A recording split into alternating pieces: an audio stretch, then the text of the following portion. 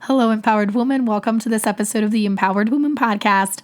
First of all, you hear my voice, right? I got a little sick, but this is real life. Thankfully, the interview you're about to hear will not grace you with the same raspiness. But before we get to our guest, let me share with you something super exciting if you can continue on listening to this voice. For the next few days, I'm offering a free Kindle copy of my best-selling book, The Empowered Woman, The Ultimate Roadmap to Business Success. So far, over 2,570 copies have been downloaded in 12 different countries: US, Canada, UK, Brazil, Australia, France, Japan. Wow, I am so grateful that my message is reaching so many people out there. I'd love for you to get yours. The link is in the show notes, and also help me share it with your family and friends. And one more thing.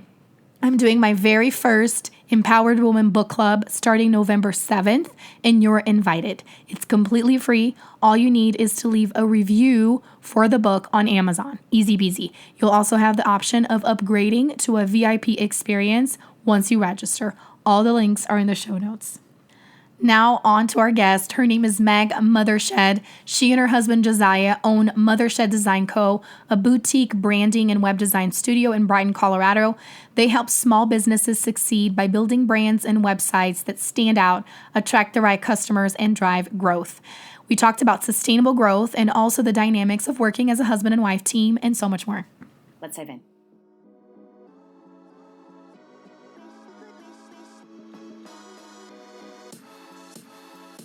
Welcome back to the Empowered Woman podcast, the #1 show on personal growth, visibility, and profit for women entrepreneurs. If you're wanting to start believing in yourself, giving yourself permission to succeed, and let your voice be heard to make an impact in the world as an entrepreneur, this is the place for you. I am so glad that you're here. My name is Marta Spurk, and I'm your host, triplet mom, woman empowerment coach, and all things motivation extraordinaire. Welcome again, and let's dive into today's episode. Hi, Meg. Thanks so much for joining me today. Hi, it's awesome to be here. Yay, I'm so excited for us to chat. I always like to remind our listeners to be taking notes or mental notes as we're talking, because there's going to be some valuable golden nuggets here for everybody. And then to also take a screenshot and share it on social media. You can tag me and Meg. All of her info is going to be in the show notes so that we know what you resonated with and we can be connected. So I would love that. So I would love for you to introduce yourself. Tell us who you are and what you do, and we'll dive right in. Yeah. So my name is MEG MOTHERSHED. My husband, Josiah, and I own MOTHERSHED Design Co. We're a boutique branding and web design studio just outside of Denver, Colorado, and love working with small businesses to help make their brands and websites better. I love it so much. And it's been so fun to connect with you and then realize that we're both local. We're both. Yeah, I was saying almost neighbors. I know, so close. And I love the work that you do, obviously, with me working with business owners on their marketing. They have to have their branding in place. That's actually something that I do want to talk to you about, because as a doer, and I forgot to ask you if you had a chance to take my quiz and tell me what your personality is. I did. I believe I was the thinker, which surprised me because I'm such a doer. Okay. But apparently I'm a thinker at heart. Interesting. Okay. Well, when I started my business, and I'm sure you've heard this from other entrepreneurs as well. It's like, take messy action. You don't have to have all the bells and whistles. You just have to, open your doors to start receiving things. And I was very resistant to the idea of creating a logo, creating colors, because it's like, I just need to get stuff out there, like that anxiety. And I feel like that's great for those that struggle with taking action because they just want to have everything perfect, build all of the things and then you do nothing with it. So that's not good. We need both. We need to have the details. We also need to take action and showcase it to people. But back to what I was saying of working in marketing now, I see how much of a difference it makes when people have their brand solidified. And that's not to say that it's not going to evolve and change with time, but you have to have that initial basis so that people can recognize you and connect with you as a solopreneur and with your business as well. So I'd love for you to tell us, from an expert's perspective, what are some of the things that you've seen with clients along those lines of the fear of, but I'm going to put myself in the box, but on the same hand, well, you need to be recognizable and consistent. Tell us more. Yeah. Well, I definitely hear what you're saying, especially when you're just starting out. It can definitely be kind of intimidating, right? You're putting yourself out there trying to put your best foot forward, present yourself professionally. And that can definitely be scary. And that's where an expert really can come in and help you with that process. And I think one thing that's so tricky too, as business owners, and we are guilty of this ourselves, is that you're so close to your business that you feel like everybody else should just get it, or, well, people already know that about me, or they'll understand that. But a lot of times that's not true, or you're just so close to it that you don't have that external third-party perspective of how people are perceiving you. So that's a really big part of what we do, is helping our clients pull out what's already there and being able to present it in a way to their audience that makes sense, is clear, and really demonstrates their value. So, we do the visual side of things, but then also the messaging side is equally important, if not even more, because you can have the best looking, brand and website in the world, but if, your content isn't there, if it doesn't make sense for who you're talking to, that's not going to get you where you want to go. So yeah, I definitely understand that fear of not wanting to put yourself in a box, but you do have to define yourself as a brand in order for other people to easily understand who you are, what you do, and why does it matter. Love it. So one thing that comes to mind right now for me is there's different schools of thought in many different things. I mean, whatever field that you're in. And in growing my business, especially in the early stages, I heard two kind of diverging opinions in terms of you need to pick specific colors that will reflect what it is that you're wanting to put out. And then there's people that talk about color psychology. And, if this is your type of business, you have to use blue. Even if you hate blue, you have to do this. And this is actually with a designer that I worked with to develop my stuff in the early stages. I loved her approach because she was like, you're the one who's going to be working with it and seeing it all the time. It best be something that you like seeing. It best be something that, you are involved with, that you resonate with. And then people will follow. People will, connect with you as a person as well. So I'd love to hear your perspective on that. Is it a little bit of both? What? Yeah. Yeah, I was going to say, I think it's kind of all about achieving the right balance of things, right? Where, yes, certainly in terms of color psychology, that's kind of a whole field of thought. And that certainly does have real influence over what people think, or if they see, the color blue, a lot of times we associate that with healthcare, for example. So there's definitely those kind of associations, or really expectations that people have.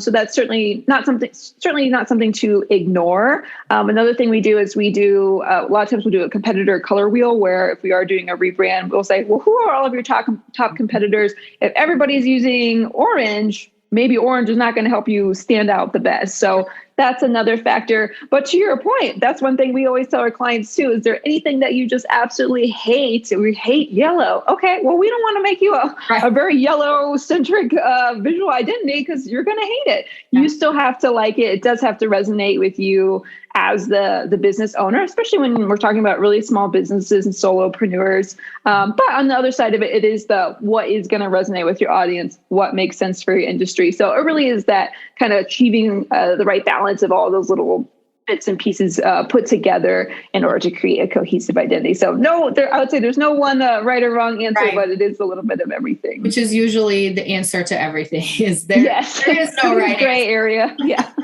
It depends. Totally. Well, and so something else that came to mind that I would love to ask you on, and then we can discuss more how specifically you worked with clients, because I'm super big on personality. I started thinking of, there must be some people that come to you that are like, I know nothing. I don't know what I want. I'm still struggling to even pick a name for my business. Help me out. And then there are those that are like, this is the way. I don't care what your recommendations are. Make it happen within these guidelines. Do you get a lot of both, a lot of in between? And how do you work with those different personalities? Yeah, every client is certainly a little bit different. We get a lot of people who need the hand-holding of the education piece, which is totally fine by us, where they really trust your expertise, or the visual side of things is just not their thing. And so, we have kind of different tools or ways of explaining things and combating that and showing what we're doing while we're doing it. But then to your point too, we've definitely get clients who have a very, very specific vision in mind. And both have their pros and cons and their challenges. I think, when someone comes with their extremely specific vision, the challenge is to hit their expectations of what they're looking for, but still delivering an identity or a website or both that gets them what they need, is helping them reach their goals too, not just something that you like, but in the end isn't really going to do anything for your business. So we definitely get a lot of both. I would say, just like before, a lot of people fall kind of in the middle where some aspects of what we're doing, they have a better understanding of than others. For example, sometimes people get I feel like get a little bit hung up on the logo face because it's just this one symbol that represents their whole business. And it is a really important piece. It's kind of the cornerstone of your brand, really, that then we build the rest of your identity off of in terms of the visual side of things. But then once we get past the logo phase and we're doing the rest of your identity, colors, fonts, imagery, graphic style, all that good stuff, people really start to see the big picture of what we're doing and tend to get really excited and kind of understand, and it makes sense in their minds. So there's always kind of the extremes, but thankfully most people fall in the middle and we kind of accommodate when and how we need to. That's nice. Well, what is your biggest piece of advice? Because you said people get hung up in the logo, and rightfully so, because it's representative of the entire thing. So there goes more thought and detail into that. But what is your, maybe for somebody just starting out, let's think about two different groups of people here and what your advice is and how you'd be able to support them too. Is somebody that's starting out and they don't know what to prioritize. Because back to what I was saying, it's like, I'm a firm believer in taking messy action. You don't have to have all of the details to then start taking on clients, because that's self-sabotage in many ways for many people. Sure. With perfectionist tendencies. But you need to have something, right? It comes to a point where you have to have some type of cohesiveness to your look and to all of that. What is the starting point for this person? And then we'll talk about the other group. Yeah, for sure. Well, I think one thing people want to do sometimes is jump ahead to a website before they've gotten anything else. And while a website is an extremely important tool, it's the thing you point pretty much everybody to. It's the thing people are going to Google you. That's the thing that's going to come up. It needs to explain everything. So that is an extremely important tool. We always say your website should be your number one sales tool. However, if you haven't defined who you are, what you do, and why it matters, you're jumping way far ahead. So kind of getting some of the foundational messaging pieces in place is super important. And just even the very essential visuals of what you're doing. So having a basic logo, having some semblance of a brand before you're just jumping into a website. I was talking to someone recently who wanted to do the website before he did his brand, and then he wanted to do his brand later. And I said, well, you're just going to have to redo your website after you do that. So it's putting the cart before the horse. So I would say before you do anything else, getting really clear on who you are as a business, that really sets the stage for the foundation of your brand. Build your brand and then do that website piece. And really that order is going to lead you to the most success, especially long term. Right. Well, and then the next step to that is somebody that has already gone through all of this, but then they're looking into doing a rebrand. When is the time for that? How should they go about it? Where should they start? Should it be like, I'm just revamping and making my logo a little bit more modern? Or is it start from scratch, do it differently? Because I think about my journey and how some of the colors that I had in the beginning have stayed the same, but some of the stuff has changed. But even the name of like my podcast and things have changed with time because of the direction that I was going. And honestly, with the podcast, I think at least once a year, I like changing like the cover to be updated with what I have going on and also with my mood. Like I'm doing more of this now. So this is what I want, which has been nice to have that outlet. Like the podcast kind of helps spread the whole theme through everything, but some people don't have podcasts. So I'm just curious as to your thoughts on rebranding and how you guide clients through it. Yeah, that's rebrands are actually kind of our main bread and butter typical project. For the most part, we work with businesses who have been around for, 5, 10, or even sometimes longer number of years, and are really looking to take things to the next level, or maybe what they're doing isn't working, or like to your point too, they've changed their offerings, they're in a different place, their vision for their business has changed. And so how they're presenting themselves to the world need to reflect that. So I would say that's kind of generally the biggest point people are coming to us, is to help them actually, how do we communicate that? How do we display that in both our brand and our website, and then start applying that across all of our marketing. And, we really see a rebrand as an evolution of your business. Very rarely, I would say, do we throw out, just completely start from scratch, unless what they were doing just wasn't working, or things have changed drastically or dramatically. But more often than not, it really is that evolution piece where maybe we are, modifying colors, cleaning up a logo. But yeah, it really is just that evolution. And it really depends on what your business goals are. Is it to reach a wider audience? You've changed your offerings. And so you're kind of positioned as a little bit of a different type of company now. Things like that really set the stage for that evolution. And then we just help you pull all that out, pull it all together, and then actually execute it in a way that other people are seeing. Nice. I love that. Well, and I was thinking about my journey too, because I feel like a lot of my rebranding sometimes goes hand in hand with new brand photos, because I'm like, I've changed my hair. I desperately need to update this on my website, which means I'll probably update more stuff as well. But I think lots of people, again, get kind of bogged down by all this, because I'm a very visual person. I'm a very public person. So all these things come naturally to me and I get excited about it. But then there's those people that are like, I don't want to have to pay for a photo shoot. I look fine. My hair stayed the same. Go away. Don't ask me to do these things or spend this money. But I would love to hear from you on that end in terms of brand photography, because again, coming from more of a stingy place when I was first starting my business to being like, my gosh, I can't spend money on the whole branding thing. I can't spend money on the photos. I'll just use stock photos and have a headshot. That is enough. Like, what is your advice to these people that are like, but then you're going to ask me to spend more money? I don't want to. Yes, no, I understand both sides of it as both a business owner ourselves, as well as working with our clients, because brand photography is absolutely something we recommend a lot. We have a list of photographers that we recommend. We've even sourced photographers for clients who are out of state. So it definitely is a big, important piece, especially for a website, to really have that, build that authenticity of, especially when you are a really small business, or let's say someone like we had a client who's a family law attorney, and we organized a photo shoot on her behalf because she really needed to show her face, establish that trust with her clients. They're coming to her with a really emotional, difficult problem. So I think there are certain businesses that are positioned more so than others, where that getting your face in front of people to build that trust is more important than others. I think any kind of in-person, really personal business, it's more important. But totally hear what you're saying, that when you are starting off as a new business, you're like, I just don't have the budget for that. And that's okay too. We definitely understand that. And that kind of falls on our shoulders then to become more creative and say, how can we, yes, potentially use some stock photography? How can we create graphics? How can we pull it all together in a way that is still accomplishing all the same things, but not having to rely on that photography piece? So then that just becomes a creative challenge on our part. But brand photography, I still can't recommend it enough, because it does become a great tool, especially in the broader picture of marketing. Just you'll use them a lot. Exactly. Yeah. Not just on your website, but for social media, for if you're doing speaking or any kind of whatever. So it's really, really helpful to have that updated.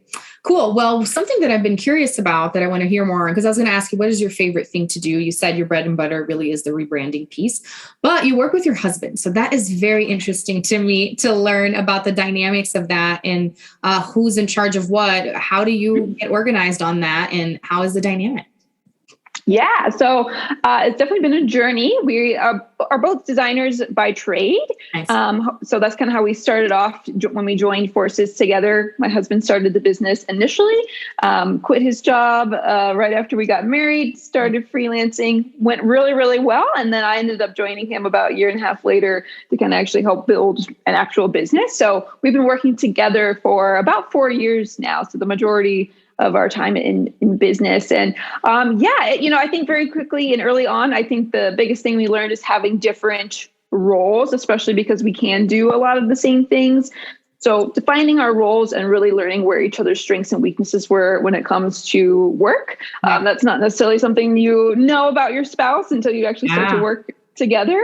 So I say I handle the business side of the business. I do our sales, marketing, and a lot of our strategy and copywriting work. And then my husband, Josiah, I always say he does the heavy lifting on the creative. He's got the artist brain. He thinks of things I would have thought of before. So he's our designer and developer. So definitely took a lot of trial and error and a lot of us continuing to get better at communication. But I have to say, I think that's one of our biggest strengths as both partners in business and as a couple is our ability to be a really good team. And that's just something we've definitely continued to learn and still do today.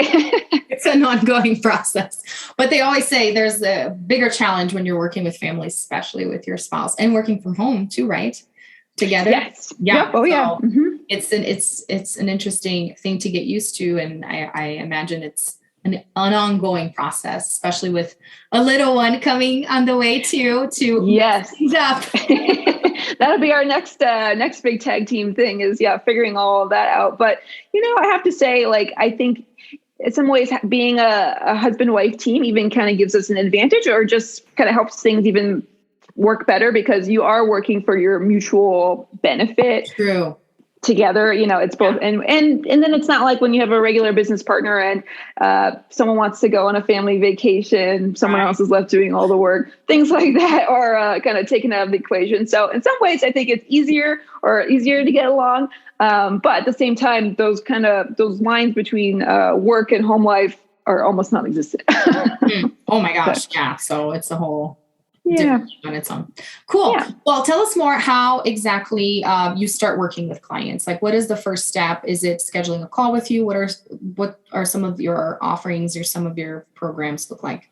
Yeah. So the first step is always to book a call with us through our website. You can just do that directly through our site. And from there, really, my goal in talking with a potential client is just to assess what their needs and goals are, and then really help them make a recommendation as to which of our packages is going to be right for them. We've got about 3 different tiers of brand packages kind of designed for different stages of business. We have a logo package that's better for startups and really small businesses. And we have our brand essentials and comprehensive packages, which are for larger businesses and typically rebrands.